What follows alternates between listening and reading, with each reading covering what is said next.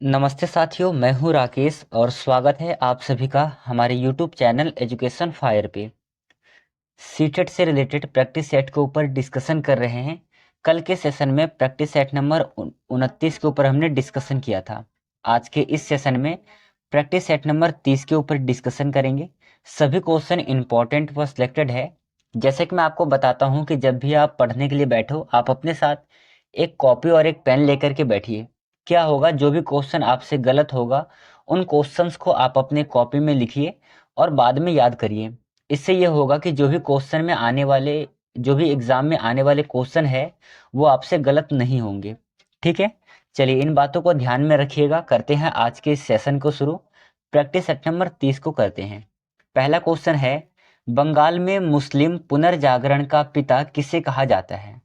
नीचे आपको 4 ऑप्शन दे रखा है, ए बी सी डी। इनमें से सही आंसर क्या होगा? बंगाल में मुस्लिम पुनर्जागरण का पिता किसे कहा जाता है? उत्तर है ऑप्शन नंबर सी, नवाब अब्दुल लतीफ खान को। ऑप्शन नंबर सी आपका सही आंसर हो जाएगा। चलिए अगला क्वेश्चन देखिएगा। दूसरे नंबर का क्वेश्चन है कि घुटनों के बल बैठ करके मैंने रोटी मांगी और मुझे पत्थर मिले। यह कथन महात्मा गांधी ने किस आंदोलन के दौरान कहा था? बहुत ज्यादा इंपॉर्टेंट है। क्या उनका विचार क्या था? घुटनों के बल बैठ करके मैंने रोटी मांगी और मुझे पत्थर मिले। यह जो कथन है ये महात्मा गांधी ने किस आंदोलन के दौरान कहा था? उत्तर है इसका ऑप्शन नंबर सी, दांडी मार्च आंदोलन के दौरान ये जो कथन है ये उन्होंने कहा था। ठीक है, जो दांडी मार्च है ये कब प्रारंभ होता है? ये प्रारंभ होता है 12 मार्च 1930 में प्रारंभ होता है। कहाँ से प्रारंभ होता है? ये साबरमती आश्रम से प्रारंभ होता है। साबरमती आश्रम कहाँ पर है? साबरमती आश्रम है आपका गुजरात में। और गुजरात की राजधानी क्या है? गुजरात की राजधानी है गांधीनगर। ठीक है, ये आपको याद रखना है। चलिए अगला क्वेश्चन देखिएगा। तीसरे नंबर का क्वेश्चन है, किस चार्टर अधिनियम के द्वारा ईस्ट इंडिया कंपनी के एकाधिकार को समाप्त किया गया? मोस्ट इंपॉर्टेंट क्वेश्चन है, बताइए क्या होगा सही आंसर? आंसर है आपका ऑप्शन नंबर बी, चार्टर अधिनियम 1813 के तहत में ईस्ट इंडिया कंपनी को एकाधिकार समाप्त किया गया। इनका ऑप्शन नंबर बी सही आंसर है।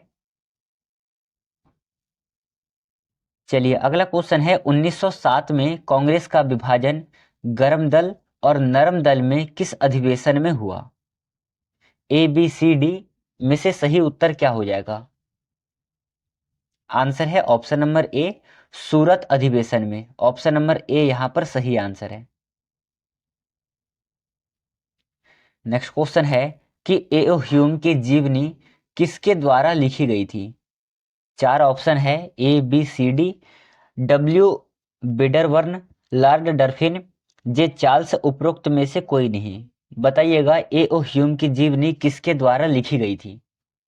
आंसर है ऑप्शन नंबर ए, डब्ल्यू बेडरवर्न के द्वारा एओ ह्यूम की जीवनी लिखी गई थी। ऑप्शन नंबर ए सही आंसर है। चलिए अगला क्वेश्चन है, 1931 के कराची अधिवेशन में मौलिक अधिकारों का ड्राफ्ट किसने तैयार किया? 4 ऑप्शन है, सही आंसर क्या हो जाएगा? उत्तर है option number A, Jawaharlal Nehru.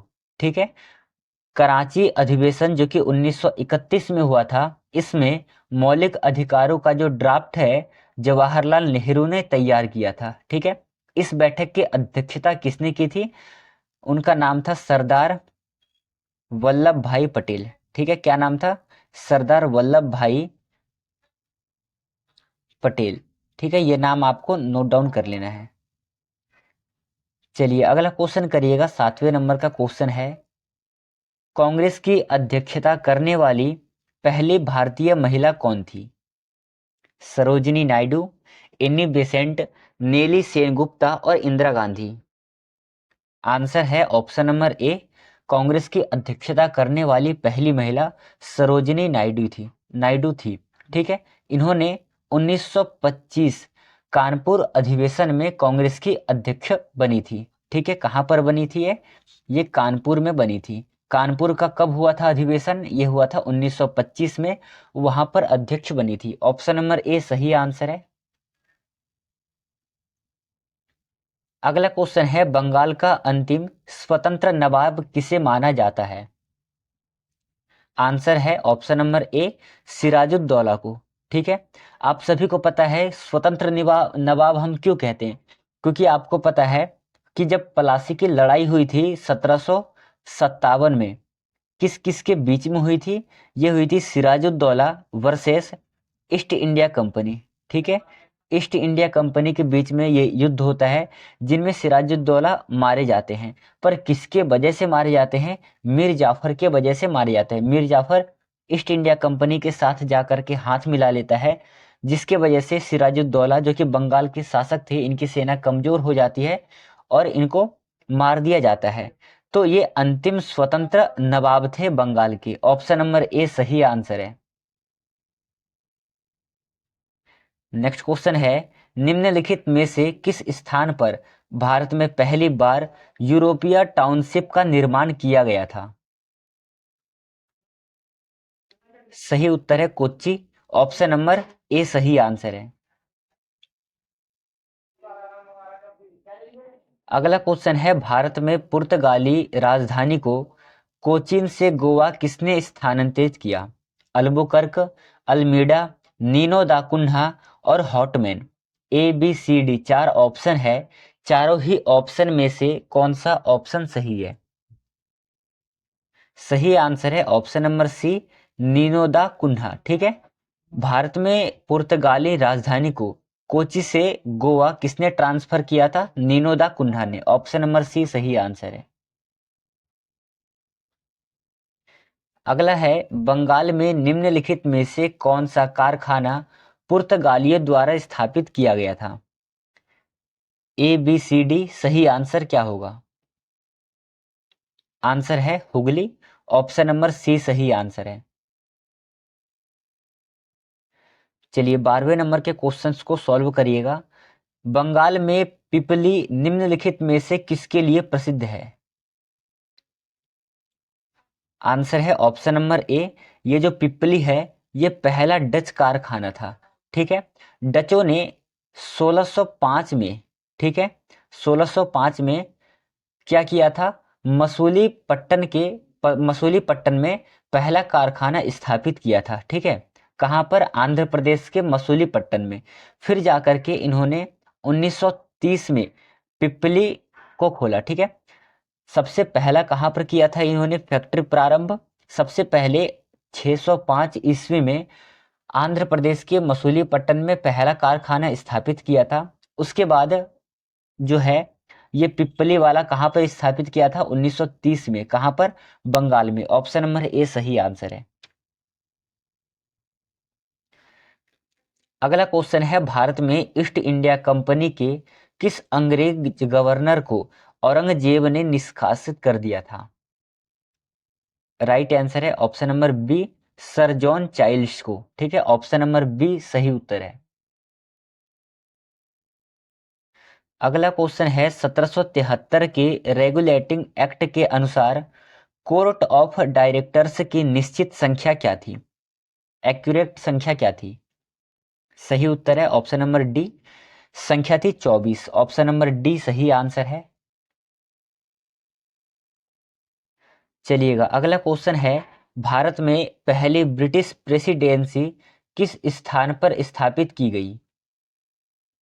सूरत, मद्रास, बंगाल, बॉम्बे। चारों ही ऑप्शन में से सही उत्तर कौन सा है? आंसर है ऑप्शन नंबर ए सूरत। ठीक है, भारत में पहली ब्रिटिश प्रेसिडेंसी जो है सूरत में स्थापित की गई थी। ऑप्शन नंबर ए सही उत्तर है। नेक्स्ट क्वेश्चन है, इनमें से बंगाल के किस शासक ने जर्जे मुर्शिदाबाद नामक सिक्का जारी किया? ए बी सी डी सही आंसर कौन सा होगा? उत्तर है ऑप्शन नंबर सी। आपको नाम से ही पता चल रहा होगा कि मुर्शिदाबाद नामक सिक्का कौन जारी करेगा, मुर्शिद कुली खां। ऑप्शन नंबर सी सही आंसर है। और आपको बताऊं कि मुर्शिद कुली खां बंगाल के, कहाँ के, बंगाल के प्रथम नवाब थे। बंगाल के प्रथम नवाब थे, ये भी आपको याद रखना है, एग्जाम में पूछे जा सकते हैं।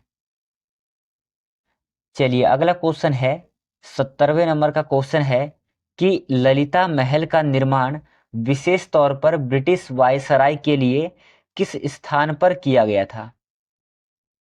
मैसूर, हैदराबाद, चेन्नई, कोलकाता। चारों ही ऑप्शन में से सही आंसर कौन सा होगा? आंसर है ऑप्शन नंबर ए, किस स्थान पर किया गया था? मैसूर में किया गया था। अब यहां पर ध्यान से सुनना, मैसूर के जो राजा थे कृष्ण राजा वोडेयार चतुर्थ, इन्होंने 1921 में, कब, 1921 में ब्रिटिश वायसराय के लिए करवाया था। किसका? ये ललिता महल का निर्माण। ठीक है, यहां से दो क्वेश्चन बनेगा। ललिता महल का निर्माण कब हुआ था? 1921 में। किस स्थान पर हुआ था? मैसूर में। किसने करवाया था? तो राजा कृष्ण राजा वोडेयार चतुर्थ ने। यह नाम आपको याद रखना है। ऑप्शन नंबर ए सही आंसर है।